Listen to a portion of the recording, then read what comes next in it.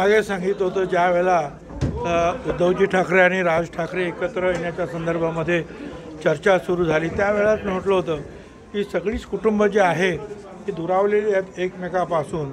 ही सगळी कुटुंब जर एकत्रित आली तर आम्हाला खरोखर मनापासून आनंद होईल। आणि आज जे वक्तव्य आपण म्हणता की पवारसाहेबांनी केलेलं आहे की दोन्ही राष्ट्रवादी काँग्रेस एकत्र येण्याच्या संदर्भामध्ये थोडा एक आशेचा किरण त्यांनी दाखवलेला आहे, ही आनंदाची गोष्ट आहे। त्यामुळे त्यांच्यासुद्धा अनुभवाचा फायदा आम्हा सगळ्यांनाच मिळेल आणि त्याचबरोबर राष्ट्रवादी काँग्रेसची सुद्धा शक्ती निश्चितपणे वाढणार आहे।